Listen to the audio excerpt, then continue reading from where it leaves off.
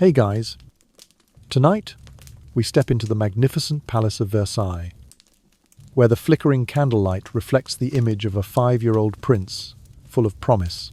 Louis XV began his reign with the faith and love of all France.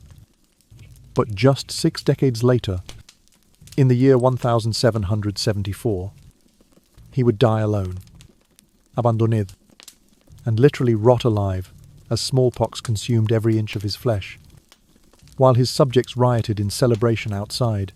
This is the truly heartbreaking story of history's greatest fall from grace, from the well-beloved king to the embodiment of corruption, weakness, and moral decay. From disastrous wars that stripped France of its vast empire to scandalous affairs with powerful mistresses who manipulated government policy, his reign stands as a lesson in how not to rule. You won't survive the nightmare of that stench. So, before you get comfortable, take a moment to like the video and subscribe, but only if you genuinely enjoy what I do here.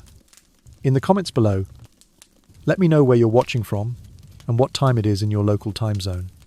Now, dim the lights. Maybe turn on a fan for that soft background hum. And let's ease into tonight's journey together, in the magnificent halls of Versailles, where golden mirrors once reflected the glory of absolute monarchy, now linger the breath of decay and corruption. In the year 1774, the well-beloved King Louis XV died in catastrophe, his body not only exhausted by illness but also ravaged by the very regime he ruled. The pus-filled, rotting flesh became a vivid symbol of a dynasty that had devoured itself from within. All lay in eerie silence, broken only by the wind whispering through the long corridors and the soft murmurs of pity from flickering candlelight. The tragic journey of Louis XV began in the year 1715, when the 5-year-old boy suddenly bore the heavy crown of his great-grandfather, Louis XIV, the Sun King who had reigned for 72 resplendent years but left behind towering debts. As the great-grandson of that magnificent monarch, Louis XV was orphaned at a young age and lived under the regency of Philippe II, Duke of Orleans. During this period, France gradually recovered from war, its economy stabilizing enough to allow the boy to absorb lessons in languages, mathematics, history, the arts, and politics. H. Dom, Louis XV awoke to the pale light of sunrise filtering through the palace windows and the stern guidance of his tutors echoing in his ears. The people welcomed the boy king with hopes of a bright new era. They imagined that a young, vigorous monarch would lead them out of the crushing debts and bloody battlefields of the previous reign. By the year 1723, when he officially took the reins of power, Louis XV had proven himself not only handsome but intelligent, seeking reconciliation with the Pope and forging alliances with European courts. His nickname Le Bien-Aimé, the well-beloved, truly reflected the affection of his subjects. They placed their faith in the young king's ability to reform and longed for him to usher in an age of enlightenment to replace the war-scarred, debt-ridden dynasty they had inherited. Beneath the gilded dome of the palace, Louis XV held public audiences and issued fragile edicts. Applause rang out when he announced tax relief for the poor, seeded new economic plans, and championed the sciences and the arts. Yet beyond the palace gates, those solemn ceremonies masked the power plays and private schemes of the nobility. The sorrow of Versailles seeped silently into every jewel-studded wall, a reminder that even trust and love could buckle beneath the weight of a youth made king too soon. Now, as the autumn breeze stirs the draperies, Versailles seems to sigh in time with Louis XV's faltering steps. The image of the 5-year-old seated on the splendid throne fades, replaced by the spectre of a gaunt elder, voice trembling with contrition for his mistakes. In that slow, poignant moment, we recognize glory and faith, even when brightest cannot escape the inexorable laws of time and power. In the early years of his reign, Louis XV made a striking impression through his marriage to Marie Leczinska, the graceful and noble Polish princess. The lavish wedding was not only an extravagant spectacle but also produced heirs, princes, and princesses, as innocent as budding flowers. The union between the thrones of France and Poland signalled more than peace. It reinforced diplomatic ties, secured credit, and elevated Paris's influence on the international stage. Under Louis XV's rule, Paris continued to assert itself as Europe's cultural capital. Academies and artistic institutions received royal patronage. Scientific and artistic symposia flourished, and philosophers and inventors flocked to the palace with fresh ideas. He championed Enlightenment philosophy, sponsoring luminaries such as Voltaire and Montesquieu, and encouraged scientific experiments, ranging from astronomical observation to medical research. A lively current of creativity pulsed through the grand halls of Versailles, making the palace both magnificent and invigorating.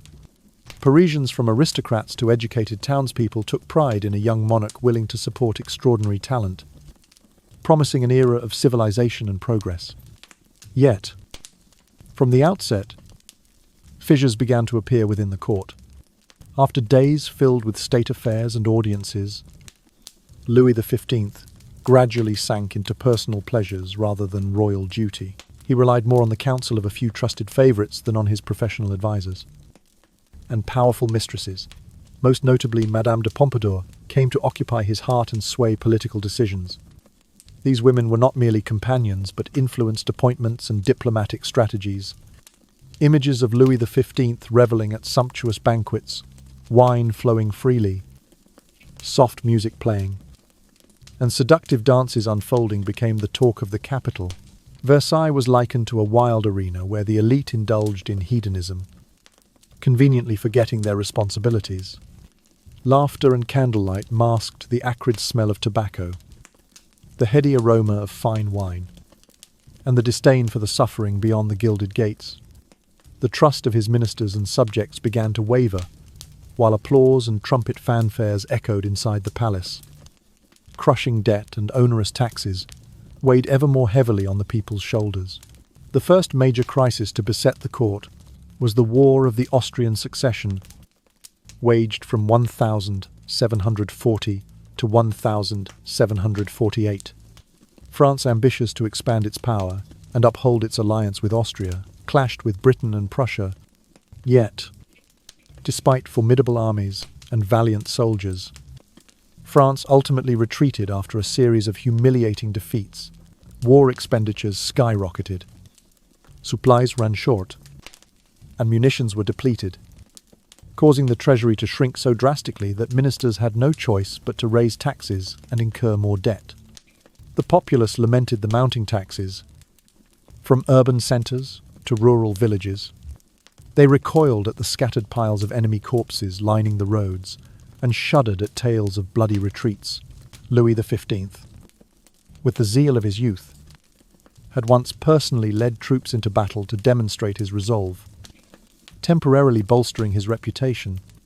Yet strategic blunders, choosing ill-considered battle plans, delaying reinforcements, and trusting overly optimistic reports from his inner circle soon became glaringly evident.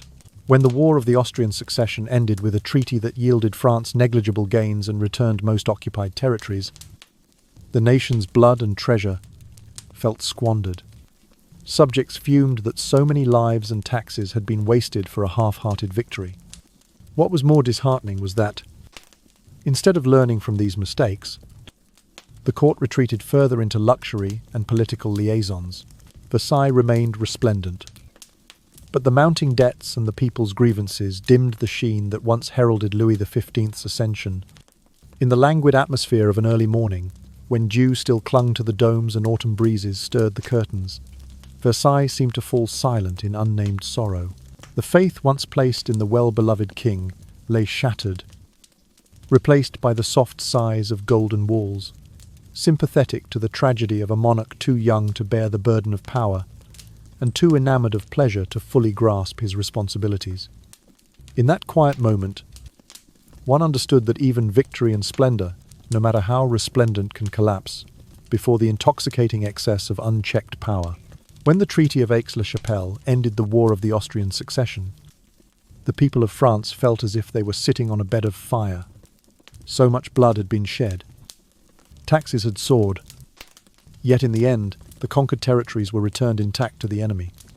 The refrain of all for nothing spread through villages, markets, and even the grandest cafes of Paris.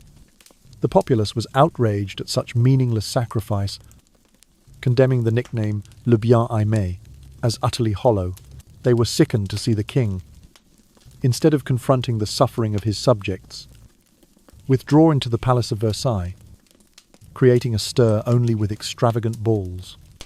Louis XV retreated from public audiences and chose to live in seclusion within a circle of trusted advisers, like a hermit snail sealed in its shell, refusing to hear the complaints and hardships beyond the palace gates.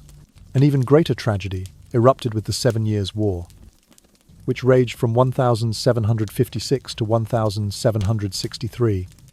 Paris, once the epicenter of power, now watched the French flag droop across the battlefields of North America. Canada and Louisiana, once the shining jewels of the empire, fell to the British, like ripe apples dropping from a branch gone cold with shifting winds. Strategic and moral defeat poured French blood and treasure into the ground in vain, wounding the nation's pride like a shattered mirror. Taxes, already crushing, climbed even higher, leaving the poor unable to afford a simple bowl of rice. While the nobility and clergy remained blissfully exempt, social tension surged. Small protests in the suburbs ballooned into uprisings across the streets.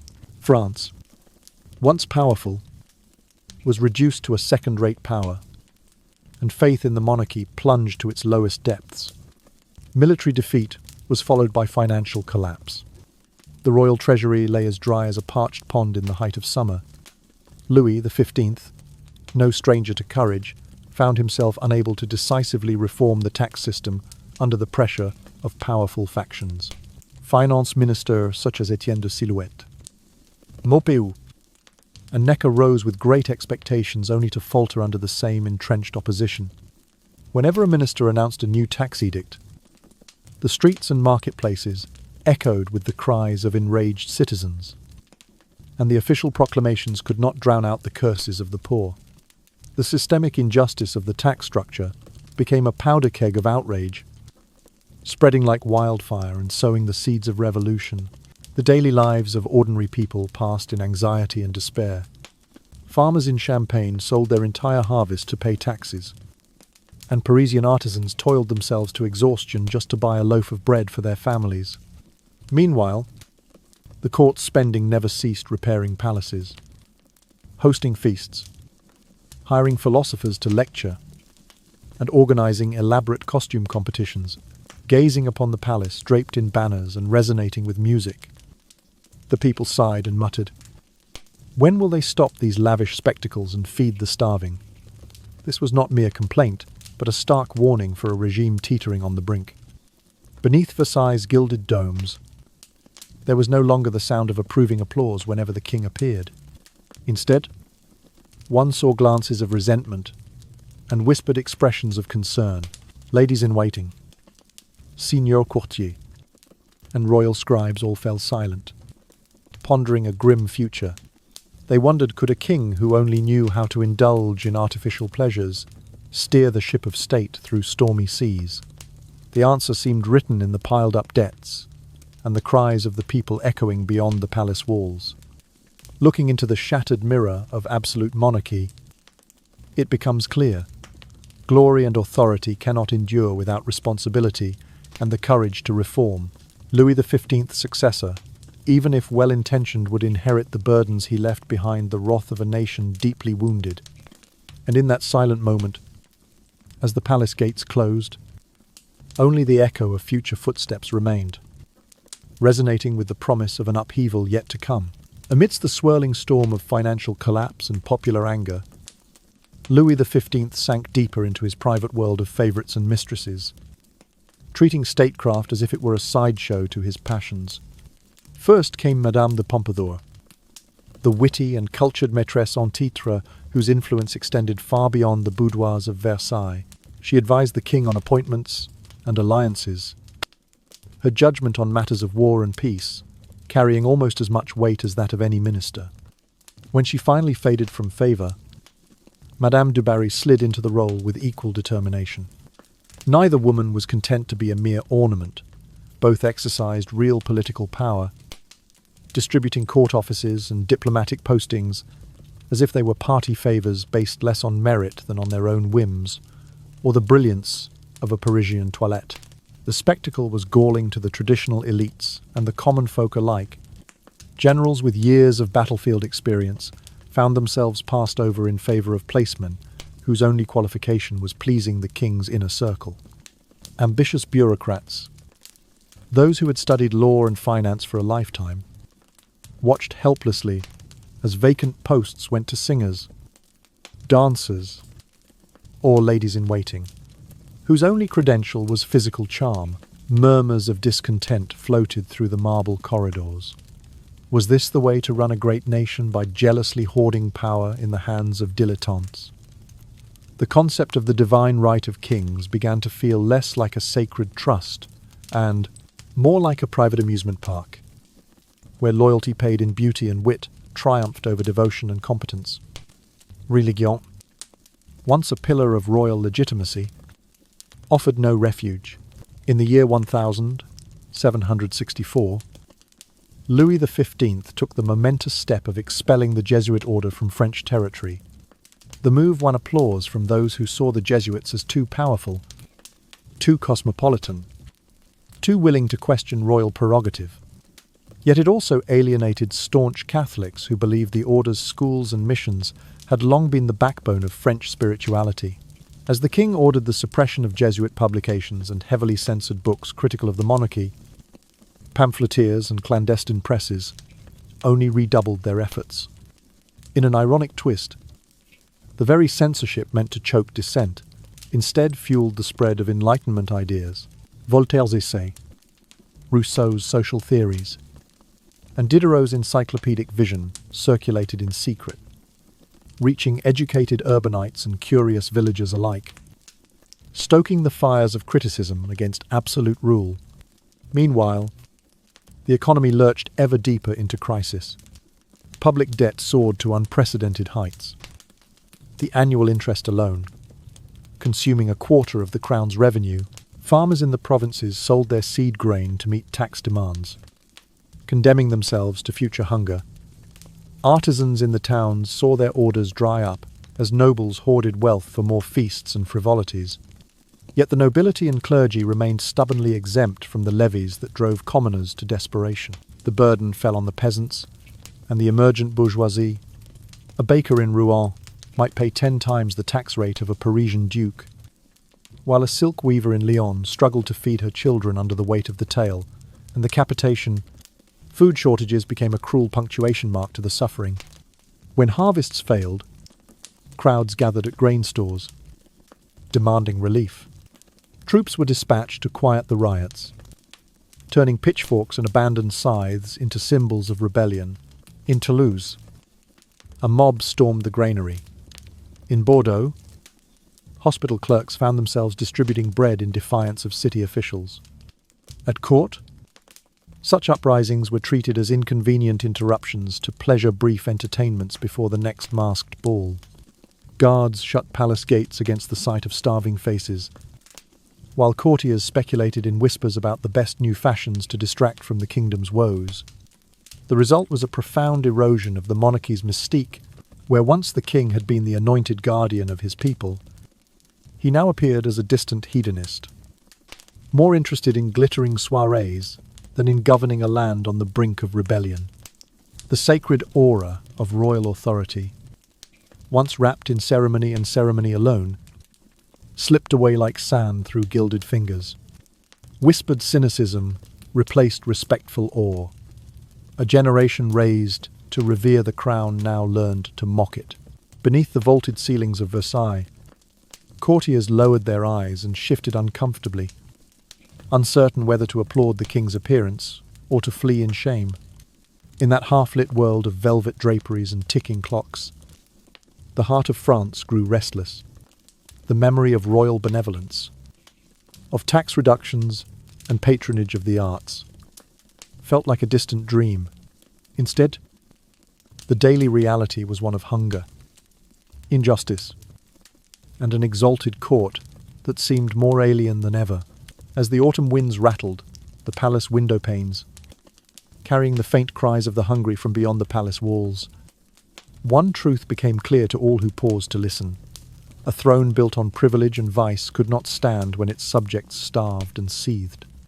The seeds of revolution, sown in contempt and watered with tears, had begun to sprout, and no amount of poudre de riz or whispered flattery would ever uproot them. At last, the royal court had become the very image of decadence, gilded carriages rolling through Versailles, while the common folk shivered in tattered coats and empty stomachs. The king's entourage sparkled with jewels, silks, and elaborate wigs, an ostentatious display that struck painful contrast with fields of hungry peasants beyond the palace walls. In a final act of hubris, the monarchy stripped the Parliament of Paris of its traditional powers and replaced it with compliant courts hand-picked by the crown. This brazen maneuver cemented the drift toward absolute rule, isolating Louis XV ever more deeply in his bubble of privilege. Gone were the days when petitions for tax relief or fair trials might reach sympathetic ears. The king, ensconced in Versailles, no longer bothered to heed genuine calls for reform. Meanwhile, whispers of courtly scandal grew into a roar of outrage. At Petit Trianon, Louis XV lavished sumptuous gifts and lavish entertainments upon his favourites, Madame du Barry, above all while the people outside starved. Gold-plated chests overfilled with jewels, fur-trimmed chairs in private salons, and nightly feasts featuring exotic fruits all served to remind the populace that their king was more interested in pampering mistresses than in feeding his subjects. Every diamond necklace and silken robe became an emblem of the crown's indifference, fueling the rage that simmered in taverns and village squares alike.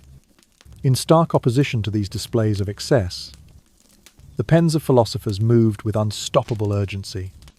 Voltaire's satirical essays cut into the heart of privilege, mocking superstition and autocracy with razor-sharp wit. Rousseau's treatises on natural freedom and social contract spread like wildfire among lawyers, merchants, and even some sympathetic nobles. Their words planted seeds of equality and individual rights in soils long sown with deference to divine monarchy. Each clandestine meeting and whispered reading further eroded the myth of the king's unquestioned authority, redefining loyalty as mutual consent rather than birthright. As these intellectual currents gathered force, the old wounds inflicted by endless wars and fiscal collapse had yet to heal. The people clung to the memory of oppressive taxation and the horror of battlefield retreats, nursing grievances that no election of court favourites could reconcile. By the time voices demanding justice and fairness rose in unison, the court was already too hollowed out by corruption to respond. The great halls of Versailles, once echoing with the proud footsteps of triumph, grew silent under the weight of neglect. Aristocratic balls and masked parties proceeded as usual, but the laughter felt brittle, the music distant, a cruel parody of joy in a kingdom on its last legs. The spectacle of Versailles, in all its ostentation, came to symbolize the final gasp of an era. Gilded mirrors and crystal chandeliers seemed to reflect not grandeur but decay, trapping the courtiers in a gilded cage of their own making. The everyday rift between the palace and the people had become an unbridgeable chasm. Commoners saw Versailles as a fairy tale turned nightmare, a palace that glittered by night, but whose foundations crumbled by day under the relentless pressures of hunger, injustice, and resentment. Thus the stage was set for the monarchy's final tragedy. The dazzling ceremonies and sumptuous feasts would soon give way to thunderous cries for liberty. The king's isolation, his flagrant favoritism, and the intellectual ferment unleashed by Enlightenment thinkers all combined into a force the crown could neither contain nor appease. It was a force born of necessity, born of empty larders, empty purses, and hearts emptied of trust in a ruler who had long ago abandoned his people. And so, in the cruel irony of history, the very splendor that was meant to glorify Louis XV and his successors served instead to highlight their failures. The shimmering silks and polished marble, the silver platters and velvet couches all became relics of a past that could not be revived. By the time the first flames of revolution flickered in the streets, Versailles stood as a monument to everything that had gone wrong, privilege unchecked, power abused, and compassion squandered. The final act of this grand opera was at hand, and the curtain would soon rise on a new drama, one born from the ashes of the old, and scripted by the people who would no longer be silenced. In the early years of the 1770s, France lay gasping beneath the weight of its own debts. The public coffers had swollen with obligations until they threatened to burst, prompting a parade of would-be saviors to march through the palace gates and promptly march back out in defeat. First came Etienne de Silhouette, famed for his drastic tax proposals that stirred fury among shopkeepers and tavern dwellers alike. His Silhouette tax was meant to clip the wings of the wealthy, but instead clipped his own career. As nobles and clerics banded together in outrage and forced his resignation, next in line was Maupeou, who attempted to strip power from the Parliament of Paris, only to discover that removing one obstacle built 10 more. Finally, Necker arrived with promises of foreign loans and brisk accounting reforms, yet his efforts collapsed beneath the same entrenched resistance. The privileged classes, nobles and clergy, continued to enjoy exemption, while every new proposal to spread the tax burden was met with fierce, unyielding opposition, leaving the root causes of the crisis untouched. Alongside this budgetary whirlpool, social unrest began to bubble and boil. Food prices soared to dizzying heights, and successive poor harvests turned fields into barren scapes of dust and desperation. Hunger became an invitation to revolt. Peasants stormed grain stores, seizing sacks of wheat. They beat and hanged loathsome tax collectors, set fire to manor houses, and terrorized estate administrators.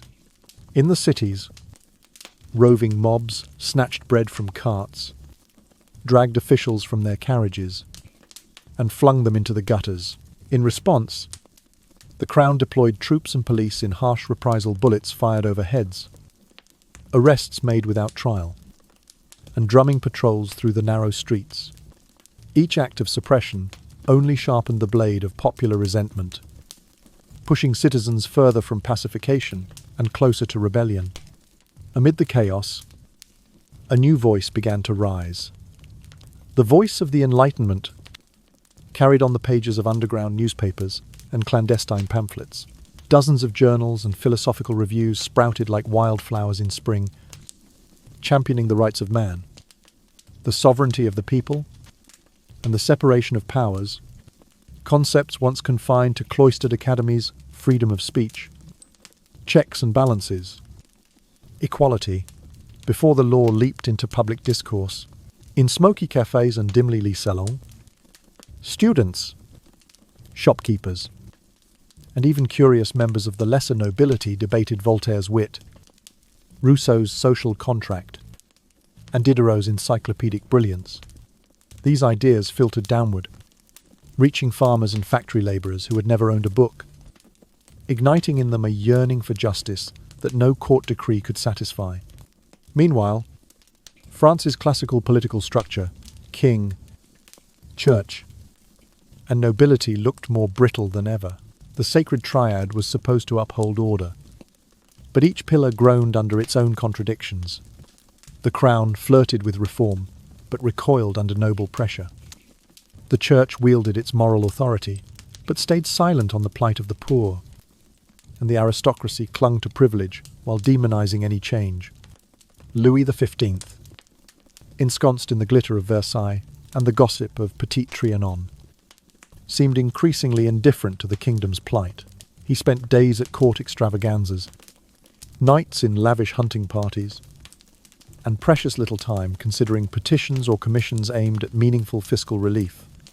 His withdrawal from serious governance painted a stark picture while courtiers sipped wine and exchanged compliments. The rest of France shivered in hunger and uncertainty. The prince who once inspired hope was now a distant spectacle, observed through the gilded bars of compassion's prison. When calls for moderation, for slower taxation schedules or food subsidies, reached his ear, they were dispatched as tiresome interruptions, mere background noise before the next grand fête. This deafness to popular suffering laid the groundwork for a revolution that no force could contain. In refusing to listen, truly listen to the anguished pleas of his subjects, Louis XV allowed despair to spread, until it crystallized into resolve. The regime's dismissal of every peaceful avenue for change meant that the only remaining alternative would be tumult, a reckoning born not of hope, but of pent-up rage and starvation.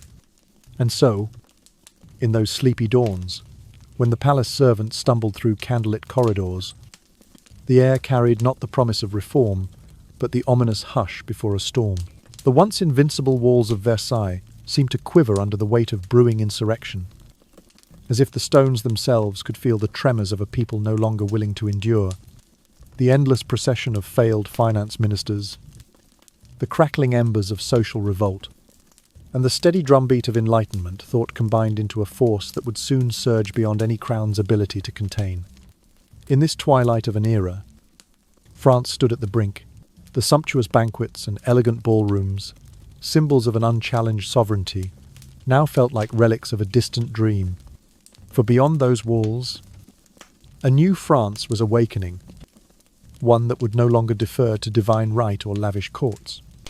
Instead, it would demand rights, representation, and redemption from decades of neglect. The stage was fully set. All that remained was for the first cry of revolt to pierce the stillness and usher in a world forever changed. In the sleepy dawn of the 1770s, the beacon of Enlightenment liberty, equality, and fraternity flared to life across France, igniting the imaginations of thinkers, small business owners, and even a handful of minor nobles. Voltaire's sharp-tongued critique, Montesquieu's balancing of powers, and Rousseau's lofty vision of the social contract were passed hand to hand in Parisian cafes like exquisite pastries. Word of these incendiary tomes drifted out into the countryside, carried on the wind to rustic village squares where itinerant readers held open-air gatherings. There, hungry peasants and curious townsfolk alike listened to passages on inalienable rights and government accountability, their eyes widening at the promise of participation in public affairs, transparent budgets, and a fair share in repaying the ruinous national debt. Concepts once holed up in academic towers. Power belongs to the people. Governments must answer to their citizens, shed their ivory tower sheen, and took on the earthy weight of urgent demand. Meanwhile, back within the gilded cages of Versailles, Louis XV and his court wallowed in a sea of extravagant fêtes. Seemingly oblivious to the ideological earthquake shaking the nation, the palace became the Titanic's final ball, a riot of silks and violins blaring just as the ship of state lurched toward its iceberg. At the centre of this spectacle was Madame du Barry-Louis' last great passion, whose influence eclipsed that of legitimate ministers. She held court in private salons, doling out appointments with the same jaunty air. One might distribute party favours. Her presence shouted to the public. Real power flowed from whispered dalliances, not from royal decree. The spectacle of these lavish entertainments, masked balls drenched in candlelight, operas staged at Petit Trianon, private art exhibitions, showcasing no expense spared, stoked the anger simmering among the hungry and the taxed. In rustic inns and smoky taverns, patrons spat curses at the palace's glittering facade.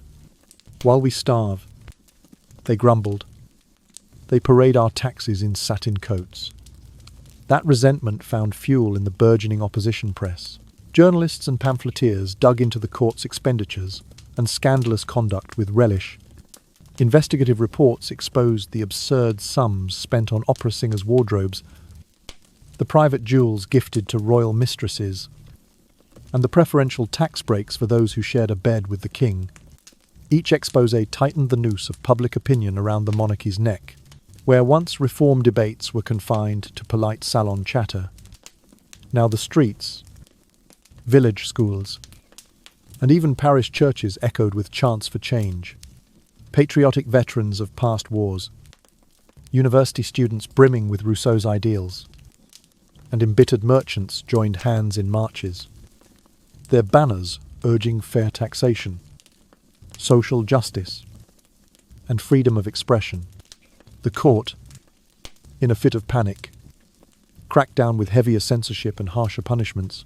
Printers found their presses seized, pamphleteers faced arrest, and stray scribblings on church walls earned their authors a summons before unwieldy tribunals.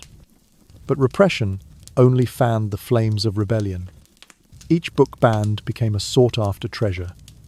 Each arrest emboldened more citizens to adopt the words of Enlightenment thinkers as their banner slogans.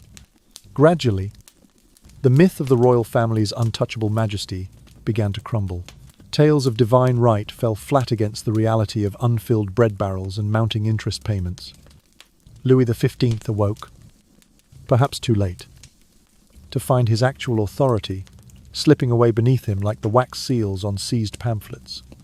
His tax farming schemes and half-hearted reforms could not rebuild trust shattered by decades of neglect and excess. And so the foundations of absolute rule cracked. In place of reverent awe, there grew a hardened resolve. The people would no longer endure a regime that treated them as little more than pocketbooks for courtly entertainment. Fractures that began as whispers in Parisian salons had grown into a chorus of defiance. A chorus that would soon demand not just reform, but revolution. By the time the autumn leaves fell in Versailles, the stage was set for the final act. The Enlightenment's clarion call had awoken a nation once lulled by pageantry and privilege. Louis XV, resting in his velvet armchairs, might have felt the tremors, but the ground he stood on was already shifting toward a new France, one informed by reason, equality, and the uncompromising voice of its people. In that twilight hour, it became unmistakably clear power that refuses to listen, invites the tempest that will sweep it away.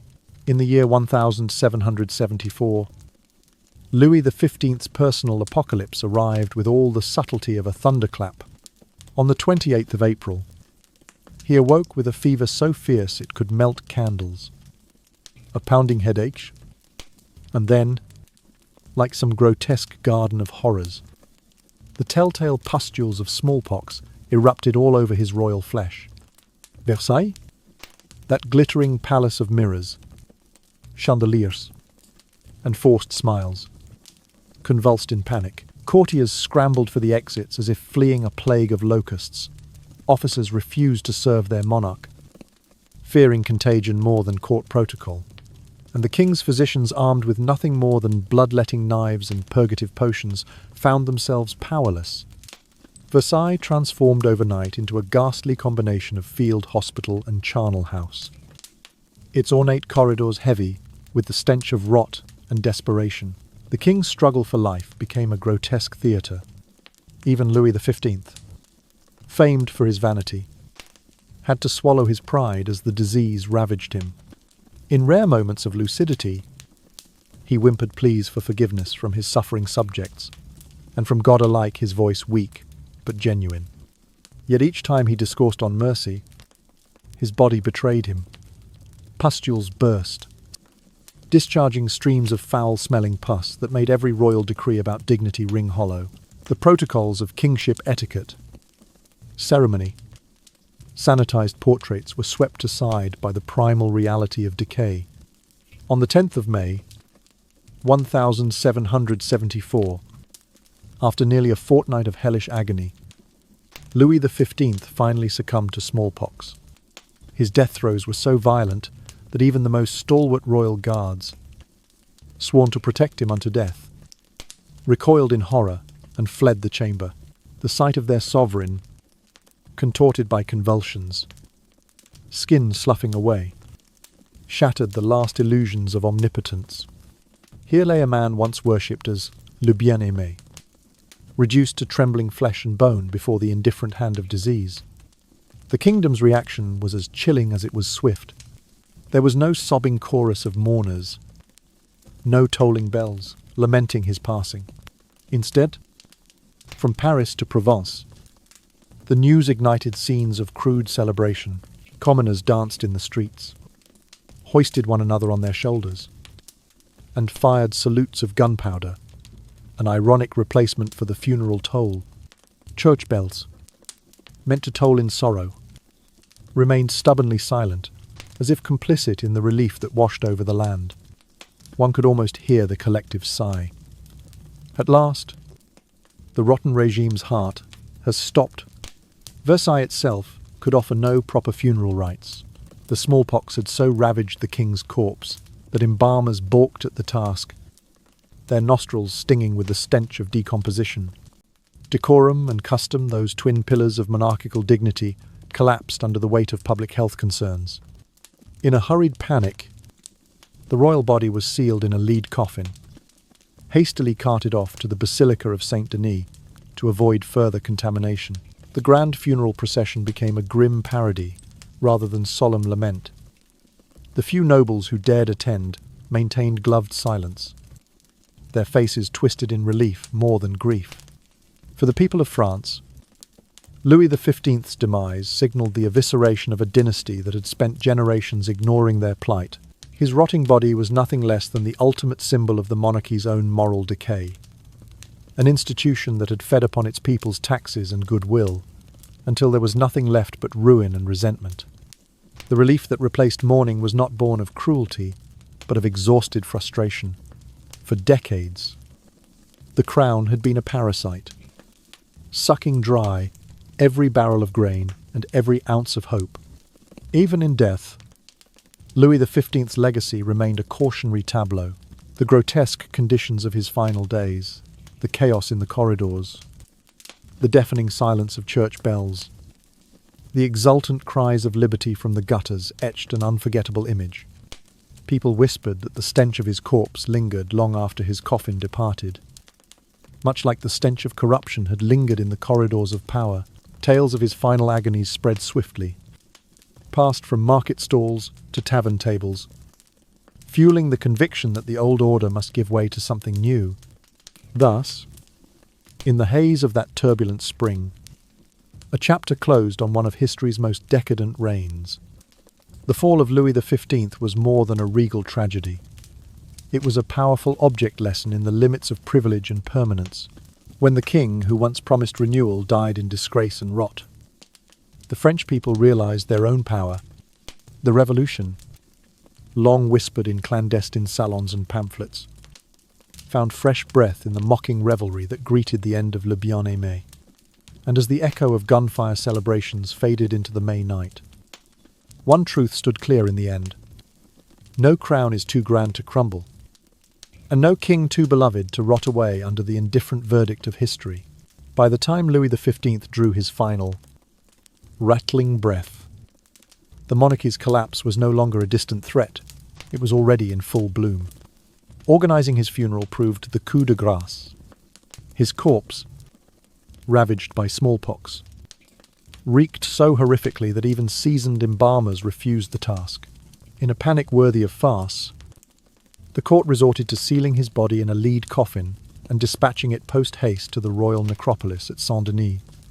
No public viewing. No lavish procession. Barely a nod to tradition. The cortege rattled through the gates like a burlap sack of plague victims. Stripped of crown and pomp, stripped of eulogy and ceremony, crowds lined the streets with more curiosity than solemn respect. Rather than bow their heads, they craned their necks, craning toward that lugubrious train of black iron wheels and leaden casket. Some heckled with sarcastic cheers, others lobbed small stones at the carriage, as though christening it the final insult. The nobles, accustomed to obeisance, melted into alleyways, unwilling to show their faces. Meanwhile, the common folk, those long vanquished by taxes, hunger, and impotence, felt for the first time in decades. A spark of freedom. The royal indifference to Louis's grotesque death rang as a de facto declaration of war. The ancient bond between king and people, once sacred, lay in tatters at their feet.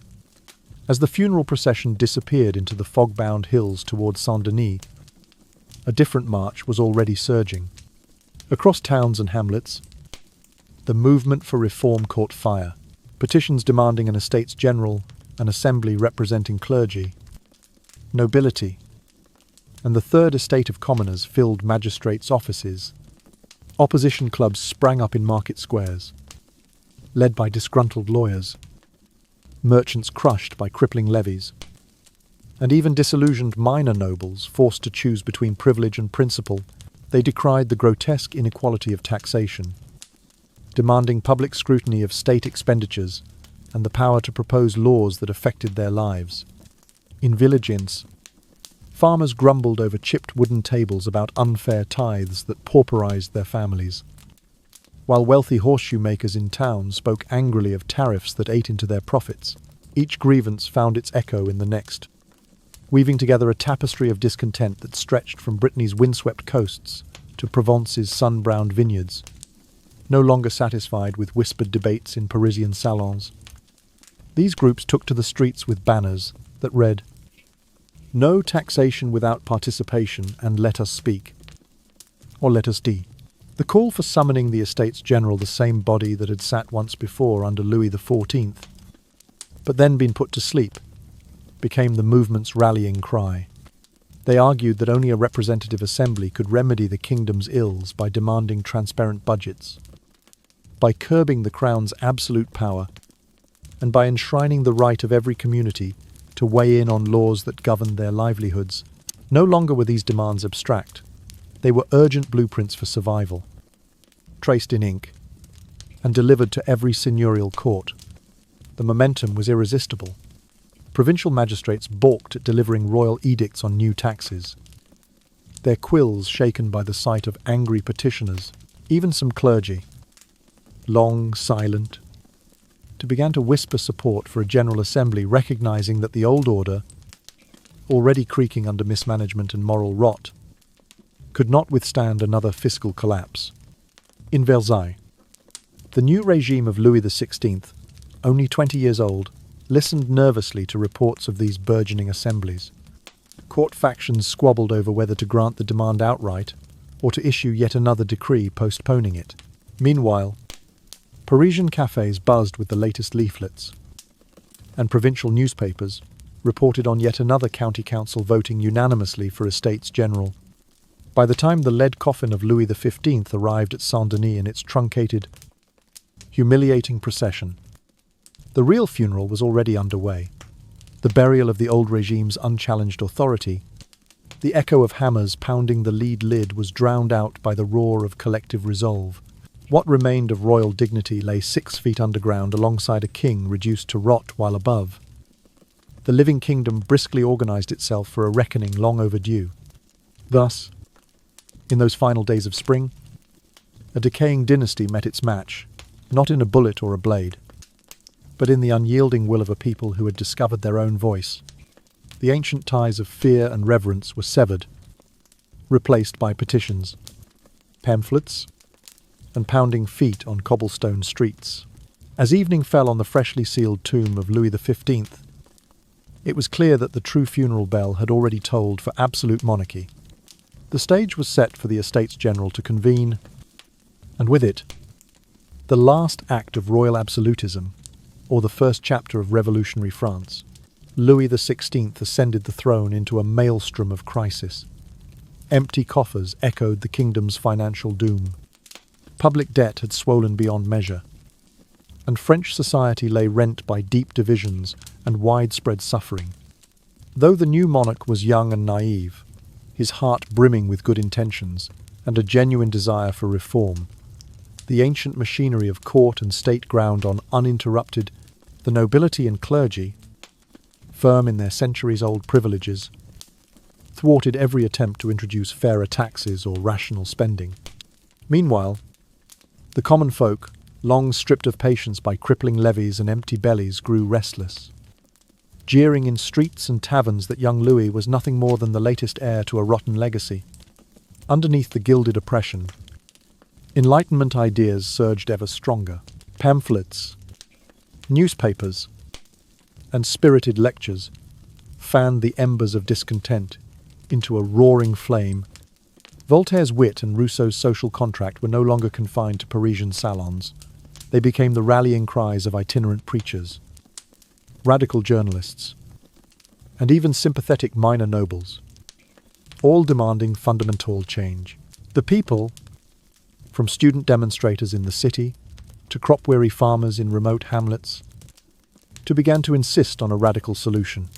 An Estates General convened on a national scale, empowering representatives of the clergy, nobility, and Third Estate to jointly draft laws governing taxes, budgets, and sweeping institutional reforms. Pressured by this tidal wave of public sentiment and haunted by the grotesque demise of his grandfather, Louis XV, Louis XVI had scant choice but to yield.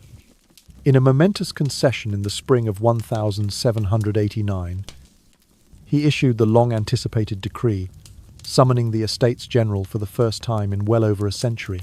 This act would mark the turning point, the ignition of a conflagration destined to consume the old order and light the path toward revolution.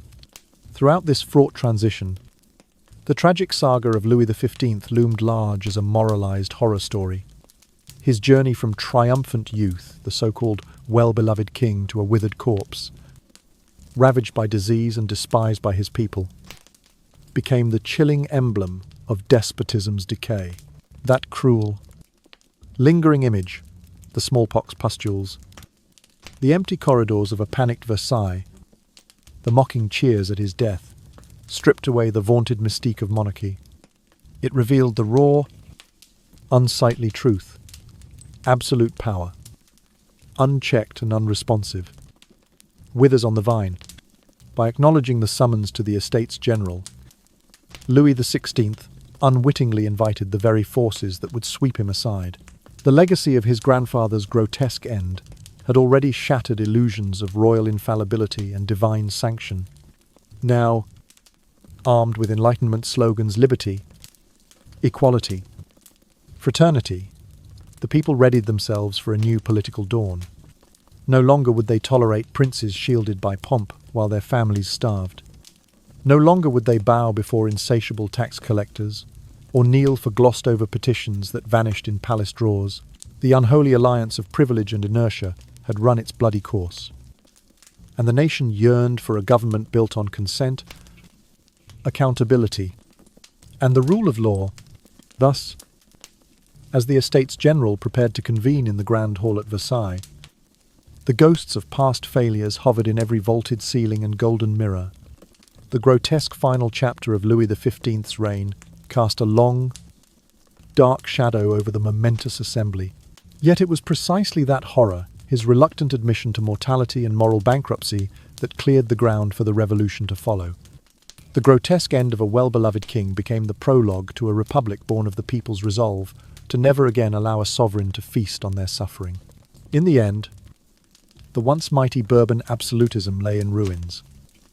Its foundation of fear and unquestioned obedience crumbled by empathy, reason, and the people's unwavering insistence on participation.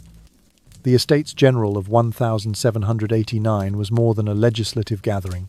It was the crucible in which modern democracy was forged, tempered by the memory of a king's downfall, and driven by a collective demand for justice that would reverberate through the centuries. After Louis XV's corpse had finally been laid to rest, far too hastily and with far too little dignity, the kingdom's financial Titanic continued its iceberg voyage. The royal coffers, already emptied by decades of war and riotous spending, lay bone dry. Public debt swelled to such absurd heights that the crown could not even persuade foreign lenders to play board games with its IOUs. Louis XVI inherited this bankrupt state of affairs like a bad penny, and he appointed finance ministers with grand reformist reputations. First Turgot, then Necker to wrest a solution from the uncooperative ledgers. Each man arrived with high hopes, donned his best wig, and promptly watched his proposals for fairer taxes on land or church property be shot down by the Senate. That refuge of tax-exempt nobles and clerics, every ingenious plan for revenue remained little more than ink on parchment, undone by entrenched privilege. Meanwhile, common life sank deeper into misery. In the Champagne region, tenant farmers hawked barely ripe grain at giveaway prices, desperate to pay their tithes before creditors arrived on horseback. In Paris, the price of a single loaf of bread climbed like a runaway caged bird, forcing families to sell heirlooms or, heartbreakingly, even their children just to keep hunger at bay. Beggars multiplied on every cobblestone corner, and petty theft rose to a fine art as the means of survival. In the winter's icy grip, the so-called Great Bread Crisis of 1788 to 1789 hit full force. Enraged, crowds besieged bakeries, demanding free bread, and often clashed with the royal guards in bloodied street skirmishes. Muskets cracked overhead, and the monarchy's promise of benevolence lay shattered beneath abandoned loaves. These twin disasters, the unending fiscal failures, and the daily torment of hunger, pulled the rug out from under any remaining trust in the crown. Voices calling for a grand assembly, the Estates General, rose from every quarter. The Third Estate workers, merchants, peasants demanded to stand shoulder to shoulder with clergy and nobility to decide the kingdom's fate. Even the Senate, that bastion of monopoly power, trembled at the word Estates General, knowing it could spell the end of their tax-exempt monopoly. Reluctantly, Louis XVI inked the decree on the 24th of January, 1789, summoning representatives from across France to Versailles.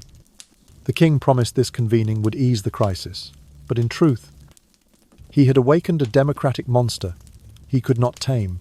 As May 1879 approached, Versailles shed its familiar air of opulent frivolity.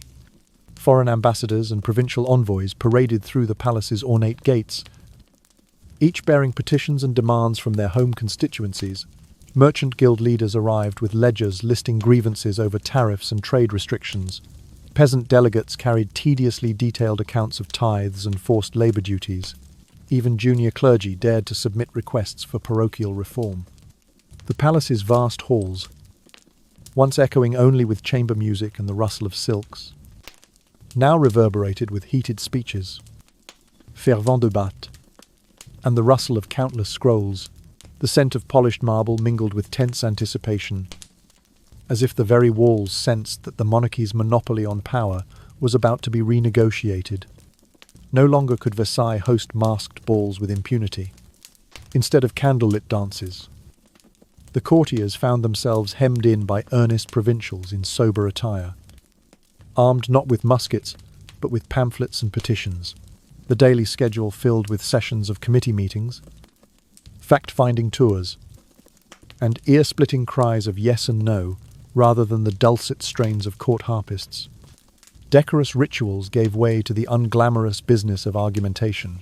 Voices rose, alliances formed and collapsed in the space of an hour, and ministers scurried from chamber to chamber, seeking to patch holes in treaties and tax codes before they sank under the weight of public scrutiny. The atmosphere in Versailles at the end of May 1789 was suffocating, laden with the collective breath of thousands demanding change. The old absolutist court, accustomed to royal decrees sealed and delivered with a flourish of quills and feathers, now found itself confronted by an assembly that insisted on transparency and accountability. This was no mere advisory council. It was the embryonic form of a government in the hands of the people. The once untouchable king, seated on his elevated rostrum, looked down upon a sea of eager faces whose loyalty had to be earned, not commanded. And so, in that defining moment, the gears of power irrevocably shifted. The Estates General did not simply convene, it transformed Versailles into a crucible of democratic experiment, The path had been paved by the grotesque end of Louis XV and the subsequent unravelling of royal finances and public trust. Now, as the delegates debated the taxation of tithes and the restructuring of state budgets, the age of absolute monarchy was drawing to a close, making way for a new era of civic participation and the dawn of revolutionary France. On the 5th of May in the year 1789, the Estates General at last assembled in the gilded Hall of Mirrors at Versailles. 3 orders filed in by separate doors, the noblesse in their embroidered coats, the clergy in sumptuous vestments, and the Third Estate burly merchants, lawyers, and sunburnt peasants hustled in, representing the rest of France's aching stomachs. Tradition dictated that each estate cast one collective vote. In practice, this meant that the first 2 estates could gang up on the Third Estate 3 Ps versus 2 aristocrats, and democracy was dead before the ink dried. No sooner had the herald's trumpet faded than the Third Estate's deputies, weary of being outvoted by their tax-exempt betters, demanded a fairer system vote by head, not by order. They argued that if 200 commoners outnumbered 50 nobles, their voices deserved equal weight. The chamber's air, thick with candle smoke and the musk of powdered wigs, crackled with tension. Noble eyes narrowed, bishops fussed with their mitres, and the Third Estate representatives swivelled in their benches like caged birds longing to fly. By the 17th of June, frustration had boiled over. The Third Estate, backed by a handful of sympathetic nobles and clergy, unilaterally declared themselves the National Assembly, claiming to speak for all of France. The palace guards blinked in disbelief. The king's ministers gasped, and Versailles, that temple of royal absolutism, trembled on its foundations. When Louis XVI refused to recognise this brazen move, the rebellious deputies found themselves locked out of their usual meeting hall. Undeterred, they filched the keys, burst into a nearby tennis court, the Salle de Jeu de Paume, and swore an oath on the gritty wooden floor they would not disperse until they had given France a constitution worthy of its people. Thus was born the famous tennis court oath on the 20th of June. A compact sealed, not with wine, but with sweat and resolve. News of this audacious stand sped back to Paris faster than a royal courier on a loss-making highway tax. The city erupted in cheers, carpenters downed tools. Shopkeepers clanged shutters in approval, and constables struggled to keep order, as street preachers denounced tyranny from every pulpit. Radical clubs sprouted Jacobins, huddling in chilly cellars. Girondins deliberating in candlelit parlours, each vying to shape the nation's next chapter. Pamphlets flew like doves of hope, plastering walls and filling breadlines with demands to support the new National Assembly and abolish noble privilege once and for all. Back at Versailles, panic seized the royal household. Louis XVI, caught between his queen's silent terrors and his courtiers' panicked whisperings, hesitated, reward the rebels or condemn them. Any harsh move risked igniting an outright revolt. In the end, on a damp morning in mid-July, he summoned both nobles and clergy to join the National Assembly in a moment of reluctant concession. It was as if the king, cap in trembling hand, acknowledged that the game was no longer under his exclusive control. This belated gesture barely coaxed a wry smile from the Third Estate, and even that faded under suspicion. They had not fought for mere audience with the king. They demanded real power in governance. Yet Louis's volte-face exposed the stark truth. The monarchy's monopoly on authority had crumbled. Gone were the days when a royal decree fell like a sacred edict. Now, even a monarch had to negotiate with an elected body. Thus began the awkward infancy of constitutional rule. The Grand Palace, once devoted to lavish entertainments and ostentatious pageantry, now echoed with the scratch of quills, the rustle of pamphlets, and the murmur of earnest debate. Courtiers shuffled through an unaccustomed fast track of committees on taxation, land reform, and religious tithes, often glancing nervously at the portraits of former kings who had never imagined sharing power with tailors. notaries, and grain merchants. By the time the National Assembly convened in earnest, Versailles itself had been transformed. Royal antechambers became committee rooms, throne rooms became voting chambers, and every mirror reflected not the shining face of sovereign glory, but the wary, determined countenances of a people, intent on steering their own destiny. Louis XVI sat flanked by nervous courtiers and cautious bishops. No longer the divine axis of the universe, but a primus inter pares first among equals in a council of the nation.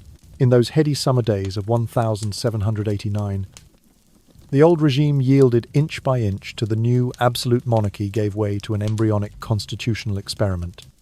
And though the birth pangs were painful, rancor, betrayal, and sporadic violence surged, no one could unring the tennis court oath, no matter how loudly the trumpets of Versailles tried. From that moment, the die was cast.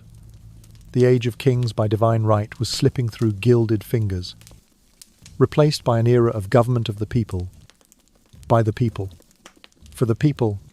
The stage was set not for further decadence, but for democracy's dramatic ascendancy and the long, winding road that would carry France and much of Europe into a new political dawn.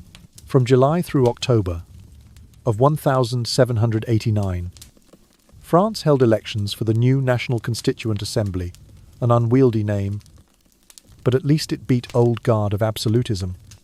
Delegates poured in from every corner, spirited members of the Third Estate, alongside a sprinkling of junior nobles who'd finally sniffed a whiff of real power. The result was a representative hodgepodge, far broader than Versailles ever dared imagine. No sooner did they convene than earnest debates roared to life. First order of business: dismantle feudal folly. Talk of tax equality turned into action. Freedom of worship became more than whispered slogans, and press freedom leapt off clandestine pamphlets and into official session minutes. Legislators scribbled furiously, eager to overhaul a system that had chained peasants to lords like barnacle-encrusted ships to rocky shoals. Then came the fateful night of the 4th of August, a session conducted under flickering torchlight and the heavy influence of too many late-night drop lights. In a single, electrifying sweep, the Assembly voted to abolish all feudal privileges. Nobles renounced their seigneurial dues. Manor tolls vanished.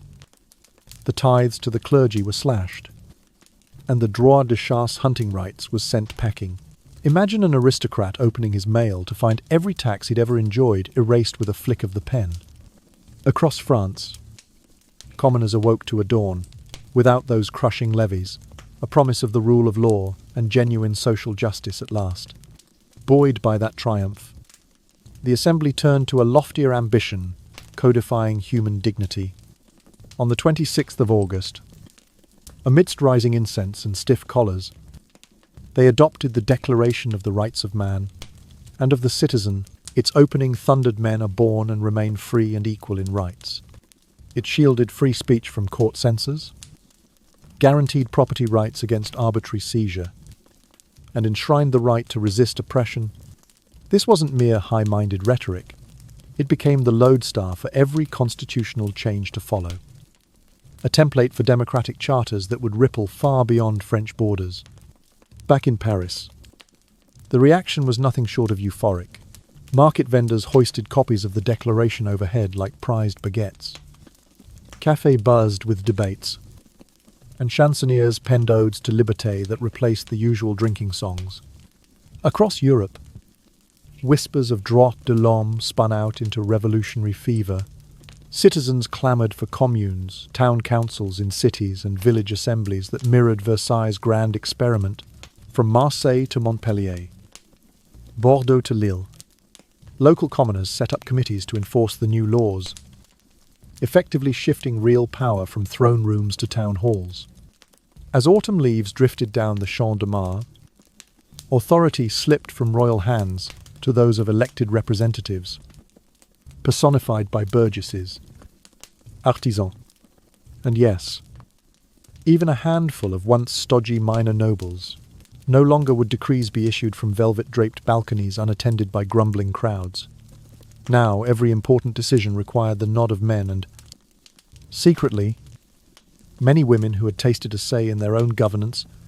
Thus, between July's vigorous elections, August's midnight emancipation, and the solemn pronouncement of human rights at the month's end, France dismantled feudalism, erected the pillars of constitutionalism, and launched the modern state of the citizen. What started in Versailles' gilded mirrored hall ended in the humblest village moot, as the dream of government by the people. For the people took its first, unsteady breaths. In that sleepy revolution, equal parts inspired idealism and grumbling peasant practicality, Europe glimpsed the dawn of a new political age. One where power flowed not from divine right, but from the ballots, banners, and ballots of an awakened populace. As the autumn leaves drifted over Paris's barricades in the fall of 1789, the revolutionary flame only brightened. Once more, bread prices skyrocketed, stirring desperation among Parisian families already stretched thin by empty larders, and the king's army found itself equally impoverished. Muskets stood silent for lack of powder. Uniforms wore threadbare patches, and quartermaster wagons rolled in late or not at all. Many soldiers, once sworn to defend crown and country, looked upon the revolutionary crowds with sympathy. Some quietly slipped away from their posts, others openly declared for the people, laying down their arms before barricades and exchanging cockades with cheering artisans. Meanwhile, in Versailles and Tuileries alike, the tension between France and its monarch reached fever pitch. The National Constituent Assembly worked tirelessly to draft a constitution, a binding social contract meant to tame absolutism, while Louis XVI, ever tentative, hesitated to sign it into law. He fretted over each article as though it were a delicate gourd. Rather than the democratic covenant, all of France awaited. This reluctance sowed fresh discord. Deputies muttered of royal obstruction, and royal ministers warned of anarchy. The chasm between assembly and crown yawned wider with every unsigned decree. Then, on the 6th of October, that simmering discord ignited into full-blown crisis. Parisian women, driven beyond endurance by soaring bread costs, marched en masse from the city to Versailles, their cries echoing through the king's garden. They carried pikes, tambourines, and scorned tax receipts, demanding bread and justice. At the palace gates, guards wavered, the chateau trembled, and within an hour, these relentless marchers stormed the royal apartments. Louis XVI and Queen Marie Antoinette, roused from gilded slumber, found themselves compelled into compliance. Under the baleful gaze of Paris's daughters, they agreed to relocate from Versailles to the Tuileries Palace in the heart of the capital, effectively becoming honoured prisoners under the watchful eye of the citizenry. Thus ended the royal court at Versailles. In the weeks that followed, Tuileries morphed into the revolution's living room, where kingly decrees were no longer issued in isolation. The National Constituent Assembly, having vacated Versailles' opulent halls, assembled instead at the Palais Bourbon and the Salle du Manège, venues more fitting to the people's business than to courtly extravagance. In Paris, an unofficial democratic republic, blossomed local municipalities rebranded themselves as communes. Citizens patrolled neighbourhoods in makeshift militias, and public assemblies debated everything from street lighting to tax reform. The gaudy protocols of absolutism fell away beneath the hum of deliberative democracy. As political currents swirled, two factions crystallized within the revolutionary movement. The Girondins, generally moderate and wary of centralizing too much power in Paris, advocated cautious progress, fearing mob rule. Meanwhile, the Jacobins, fervent and unyielding, pushed for radical transformation and insisted the king tread lightly under the people's vigilant gaze. Each faction claimed to represent the true soul of the revolution. Each eyed the other with growing suspicion and ambition. Thus, in those crisp autumn days, the Bourbon monarchy's absolute rule finally toppled. The Though Louis XVI retained the title King of the French, his actual authority had been wrested away by the elected assembly and the people on the streets. The constituent deputies, now buoyed by their August Declaration of Rights and October's demonstration of popular power, turned full throttle to constitutional design. They sketched out a system marked by separation of powers, with a legislative body, an executive council chosen by that legislature, and an independent judiciary, ensuring that no single office, not even the king's, could wield unchecked authority. Universal, though still property-based suffrage for men was proposed, protecting individual liberties from whips of arbitrary rule. By winter's chill in early 1790, drafts of the Constitution lay before the Assembly like carefully served pâtés. Debates flared over the precise balance between royal prerogative and popular sovereignty. In stoveside coffees, patriots toasted the coming age. No more secret decrees. No more sealed edicts raining burdens on the poor. And no more fear that an unsigned constitution would leave them at the mercy of unelected privilege. The kingdom's new legal scaffold promised to enshrine freedom of speech, guarantee religious tolerance, and secure property rights, all the fruits of a revolution that had begun under Versailles' gilded roof and reached its zenith amid the cobblestones of Tuileries. And so, in that season of discontent, turned into constitutional creation. A new France emerged. The ancient regime lay in fragments, scattered by the march of enraged women, the sympathy of wavering soldiers, and the pen strokes of determined legislators. In place of the king's solitary will, power now radiated from elected representatives and the watchful citizen assemblies they inspired. The Bourbon absolutist dream, once deemed inviolable, had finally met its logical end, yielding to a government by consent, designed to protect the rights and dignity of every free Frenchman. As our journey through the tumultuous months of 1789 draws to a close, this video leaves viewers with a vivid reminder that revolutions are never born in grand halls alone, nor do they spring fully formed from the minds of philosophers. Instead, they emerge at the intersection of chronic injustice and collective courage, the starving cries of Parisian women, the rumbling discontent of underpaid soldiers, and the furious pen strokes of legislators determined to tear down centuries of privilege. What we have seen is not just a catalogue of dramatic events, the March on Versailles, the tennis court oath, the abolition of feudal rights, but a blueprint for how ordinary people can demand extraordinary change. The story reminds us that power, when hoarded and unresponsive, sows its own destruction, and that the very institutions meant to safeguard order can become so ossified that they must be dismantled in order to be rebuilt. Viewers should take to heart the lesson that democracy is neither inevitable nor indestructible. It is a fragile construct, sustained by vigilant citizens willing to push boundaries, to argue in candlelit rooms, and, when necessary, to march into palaces and demand accountability directly. The video underscores the importance of inclusive representation. Without the Third Estate's insistence on one person, one vote, France's great constitutional experiment might never have taken root. It teaches us that token concessions are no substitute for systemic reform, and that laws drafted behind closed doors are powerless without transparency and public engagement. Finally, our exploration of these transformative months in French history serves as both a cautionary tale and an inspirational rallying cry. It cautions that delay and indecision from those in power, Louis XVI's repeated hesitations, can precipitate crises far worse than the original grievances. Yet it also inspires by showing how a diverse coalition peasants, artisans, merchants, minor nobles, clergymen can unite under shared principles to reshape an entire nation.